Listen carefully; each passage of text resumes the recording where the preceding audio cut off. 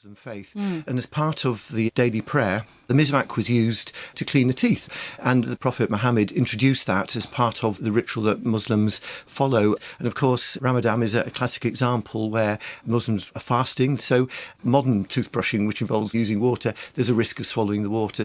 And it's said that the Prophet Muhammad, the last thing he did before he died was ask for a miswak stick so that he could clean his teeth. So that, I think, emphasises the importance for the faith. Anyone who's ever been to a predominantly Muslim country will know that hygiene is a hugely important thing. So I completely understand that. I have been experimenting with one and jabbing it in my mouth a bit. If anyone wants to have a go in the studio, I'm just going to pass Peter a little knife I've got there. Thank you. You can scrape off the waxy outer coating, and then as you sort of suck on the inside and get it a bit sort of wet, the bristles soften and it does start to splay out like a toothbrush. That's right. And then if I just jab it in my mouth there...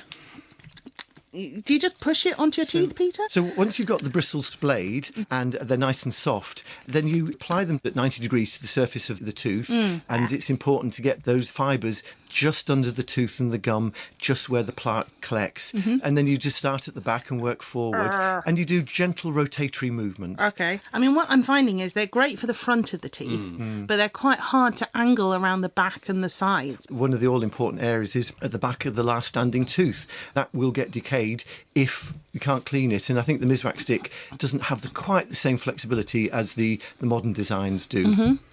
Would you recommend these over a conventional toothbrush? Recent papers have come out of Saudi Arabia where there's been quite a bit of research shows that people tend to use both. They use the miswak stick and the toothbrush. So as long as you're cleaning your teeth efficiently, the type of instrument you use is up to you. The great thing about these is that they must last a really long time, and you can just cut the ends off and just start again a bit further down the stick. Yeah, so they last until they're cut down to nothing, really. So that's the miswak, which is actually Arabic for tooth cleaning stick. So there we are. Go and get yourself one if you're curious. Greg, we've got this very ancient version of a toothbrush here, but this was more of a sort of Arabic world tradition, and the Europeans used something else? They're probably using sticks as well, but we know that in Europe people are also using rags. Right, okay. So sort of soft linen cloth, rubbing the teeth, and also almost like floss, sort of putting it in between the teeth and pulling the rag through. And they would use abrasive polishes almost. And what would that be? Well, the Romans used antler horn sometimes, although it's often thought to be an aphrodisiac, so there was a sort of slightly sexual element to that as well. A lot of people, if you're considerate, you will clean your teeth before you go to bed with someone. Sure, so, absolutely, why not? It can all help. We know also that around 1200 years ago, the Chinese invent toothbrushes, and in the West we do not get this for a long, long time. So people are starting to understand that they need to do something to their teeth in order to preserve them.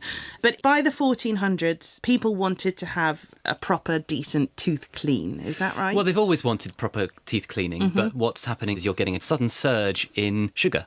So when we look at Richard III's teeth, so when they dug him up in the car park, his head was a bit smashed in, but he had lovely teeth. And we often assume medieval people would have had awful, horrible, brown, gnarly teeth. They didn't really, because there's not so much sugar in their diet. Actually, I remember seeing there's a recent adaptation where there were complaints that everyone had nice teeth, and then it was pointed out by the historians that that was actually accurate. It's a really common... So I work as a historical advisor on dramas, and the first thing I often say to people is, no, you don't want nasty teeth in the Middle Ages, because sugar hasn't arrived, particularly. But it starts to come in the 1400s, and certainly by Tudor times.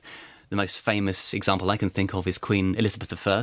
She has loads of sugar desserts made for her in beautiful sculptures. She eats them by the bucket load, and her teeth start to fall out. And we see in the 1700s, George Washington loses all of his teeth in his 20s and has to have dentures made for him. And were they wooden, or is that not true? It's a myth. I'm sorry, not wooden. They were a combination of hippo ivory and human teeth taken from slaves. As in Les Miserables, you see poor people being exploited for their teeth, which were then put into rich people's mouths. So in the 18th century, the 1700s, people are increasingly having fake teeth.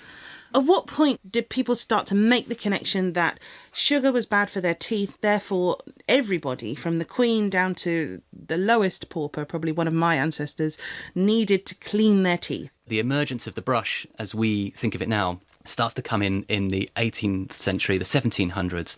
This is a time when people are starting to smile in public. The first portrait showing a smiling person is in the 1700s. It's by Elizabeth Vigée-Lebrun, a female artist in France, and she's grinning. And it was a hugely controversial painting because people shouldn't smile, but she was showing off her nice teeth. So we get what's called the Smile Revolution in the 1700s, and in 1780 you get the first mass-produced toothbrush.